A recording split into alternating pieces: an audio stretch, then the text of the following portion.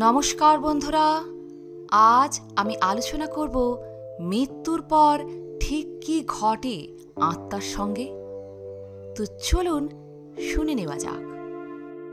হিন্দু ধর্ম জন্মান্তরবাদে বিশ্বাসী। হিন্দু ধর্ম অনুসারে আমাদের শরীরের মৃত্যু হয়, কিন্তু আত্মা অবিনশ্বর।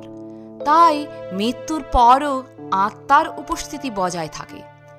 এক শরীর ত্যাগ করে অন্য শরীরে প্রবেশ করে আত্মা, কিন্তু নতুন শরীরে প্রবেশ করার আগে ঠিক কি ঘটে আত্মার সঙ্গে জেনে নিন এ বিষয়ে কি বলা আছে গরুড় পুরাণে। গরুড় পুরাণ অনুসারে যখন কারো মৃত্যু হয় তখন সেই দেহ ত্যাগ করে আত্মা। এরপর এক সূক্ষ্ম দেহ ধারণ করে সে। এই সূক্ষ্ম দেহ নিয়েই শুরু হয় তার মৃত্যু পরবর্তী জীবন। মৃত্যুর পর কিছুক্ষণ সেখানেই অবস্থান করে আত্মা। নিজের শরীরকে ছেড়ে যেতে তখন অত্যন্ত কষ্ট হয় তার। নিজের প্রিয় মানুষের কাছাকাছি সেই সময় আত্মা ঘোরাফেরা করে, এমনকি তাদের নাম ধরে ডাকে, কিন্তু কেউ তাদের নাম বা ডাক তখন শুনতে পায় না। মৃত ব্যক্তি সারা জীবনে কী ধরনের কাজ করেছেন, কতটা পাপ করেছেন, তার উপর নির্ভর করে মৃত্যুর পর তার আত্মা কেমন যন্ত্রণা ভোগ করবে। বিভিন্ন ধরনের যন্ত্রণার মধ্য দিয়ে মৃত্যুর পর যেতে হবে আত্মাকে। দেহ পরিত্যাগ করার পর আত্মার সঙ্গে সাক্ষাৎ হয় মৃত্যুর দেবতা যমরাজের।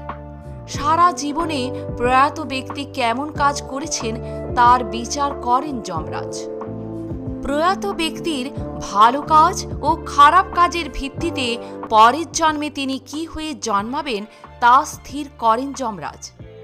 মৃত্যুর পর প্রথমে যমলোকে যায় আত্মা।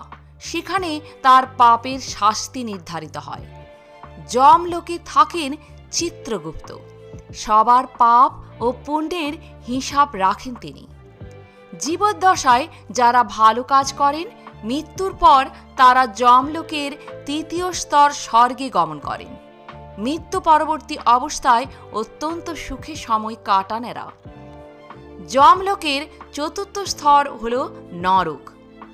জীবদ্দশায় নিজের যাবতীয় খারাপ কাজের শাস্তি ভোগ করতে হয় এখানে আত্মাকে।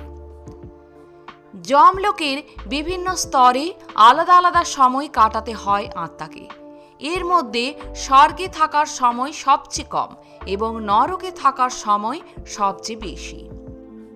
স্বর্গ ও নরক ভোগের সীমা শেষ হলে নিজের পূর্বজন্মের কাজের ভিত্তিতে পুনর্জন্ম হয় আত্মার।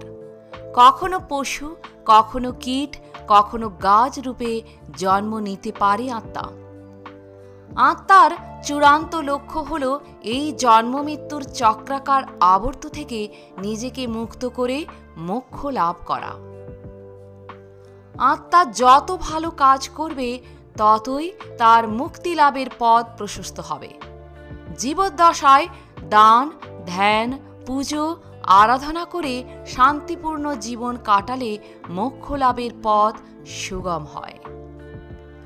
আত্মা যখন মোক্ষ লাভ করে তখন জীবাত্মা ব্রহ্মাত্মার সঙ্গে এক হয়ে যায়।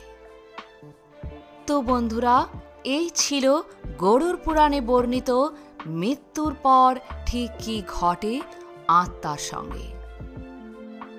আজ এ পর্যন্তই। ভালো থাকবেন, সুস্থ থাকবেন। যদি ভিডিওটি ভালো লাগে একটা লাইক অবশ্যই করবেন।